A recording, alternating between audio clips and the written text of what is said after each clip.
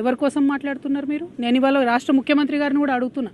ఈ మల్లన్న గారు నిన్న మధ్యాహ్నం ఈ టైంకి ఈ మాట మాట్లాడితే ఇంతవరకు నేను ముఖ్యమంత్రి గారికి ఒక సహచర ఎమ్మెల్సీని ఇంతవరకు కనీసం ముఖ్యమంత్రి గారు మాట్లాడలే. ఆ రోజు వారి కుటుంబ సభ్యుల మీద మాట్లాడితే ఇద్దరు ఆడపిల్లల్ని, యూట్యూబర్స్ని, జూనియర్ జర్నలిస్టులని పట్టుకపోయి మీరు జైల్లో పెడతారా? ముఖ్యమంత్రి గారు, నేను మిమ్మల్ని డిమాండ్ చేస్తూ ఉన్నా, మీరు తక్షణమే మల్లన్న గారిని అరెస్ట్ చేయకపోతే మల్లన్న గారితో ఈ మాటలు మాట్లాడించింది మీరే అని కూడా తెలంగాణ ఆడబిడ్డలు అందరూ అనుకునేటటువంటి పరిస్థితి వస్తుంది. మీ కుటుంబానికి ఒక న్యాయం, తెలంగాణ ఆడబిడ్డలందరికీ ఇంకో న్యాయం ఉంటుందా? ఎంత ఆవేదనగా మాట్లాడినారు ఆ రోజు అసెంబ్లీలో ముఖ్యమంత్రి గారు. మా ఆడబిడ్డలు అంటారా, మా కుటుంబాన్ని అంటారా అని. ఇవాళ నేను తెలంగాణ ఆడబిడ్డను కాదా? తెలంగాణ ఉద్యమంలో పనిచేయలేదా? తెలంగాణ బీసీల కోసం పనిచేస్తలేనా? తెలంగాణ అసెంబ్లీలో అంబేద్కర్ బొమ్మ పెట్టాలని దీక్ష చేయలేదా? ఎన్ని పనులు చేసినాం, ఎన్ని విషయాల్లో కొట్లాడినాం, ఎన్ని అంశాల్లో మాట్లాడినాం, ఇంకా మాట్లాడతాం. మాకు అవకాశం ఇస్తే ఆడబిడ్డలకి ఇంకా మాట్లాడతాం. ముఖ్యమంత్రి గారు నేను డిమాండ్ చేస్తూ ఉన్నా, ఎట్టి పరిస్థితుల్లో వెంటనే తీన్మార్ మల్లన్న గారిని అరెస్ట్ చేయాలి.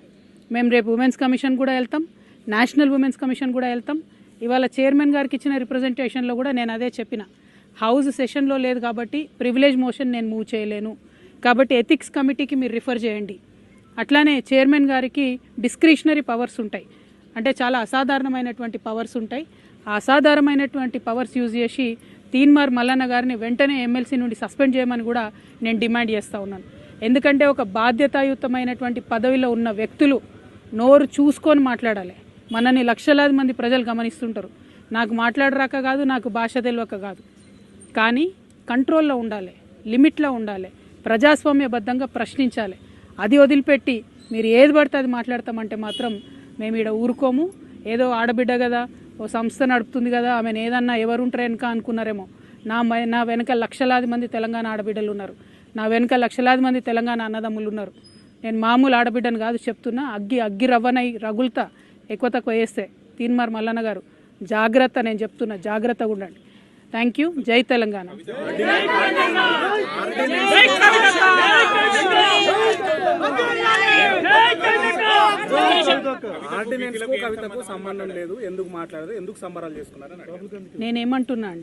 నేనేమంటున్నా తీన్మార్ మల్లన్న గారు బీసీ ఉద్యమానికి సంబంధించి నన్నెందుకు ప్రశ్నిస్తున్నారు? అసలు నేను ఇచ్చేదాన్న ఆర్డినెన్స్ తెచ్చేదాన్ని.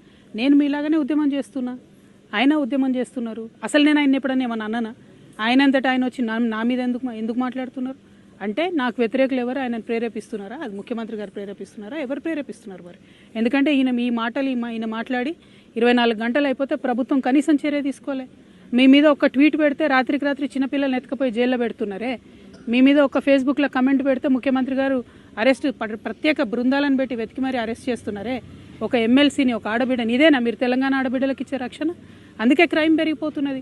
ముఖ్యమంత్రి గారు ఇంత అలుసుగా ఉంటున్నారు మహిళలను ఏమన్నా కూడా. కాబట్టి ఇక సాధారణ మహిళల పరిస్థితి ఏందండి? ఓ పదవిలో ఉన్న ఎమ్మెల్సీకే ఇటువంటి గతి ఉంటే ఈ రాష్ట్రంలో సాధారణ మహిళల పరిస్థితి ఏంటి చెప్పండి? ముఖ్యమంత్రి గారు చర్యలు తీసుకోవాలి. ఆయన తీన్మార్ మల్లన్నకి ఏం సంబంధం? ఆయనని ఏమన్నా నేను అసలు ఎప్పుడు ఏమనలేదు. నేను ఇన్ని 1.5 years నుండి బీసీల కోసం కూడా ఒక్క సెకండ్ కూడా నేను ఆయన గురించి మాట్లాడలేదు. ఆయన ఎందుకు నా గురించి మాట్లాడాలి? First point.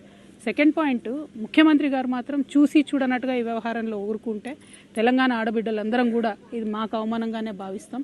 కానీ నేను ఇంకా బలంగా సమస్యల మీద కొట్లాడుతూనే ఉంటా. వెనక్కి తగ్గే క్వశ్చనే లేదు.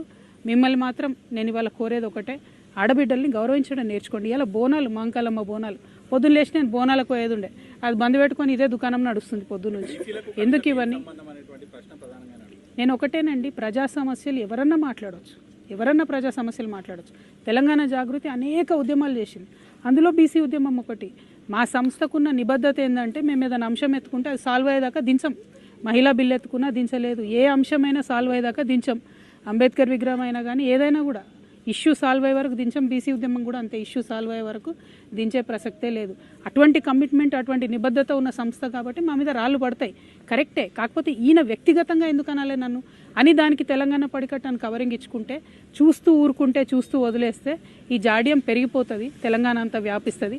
కాబట్టి దయచేసి ప్రజాస్వామ్యవాదులందరూ కూడా ఆడబిడ్డల పక్షాన్ని నిలబడాలని కోరుతున్నాను.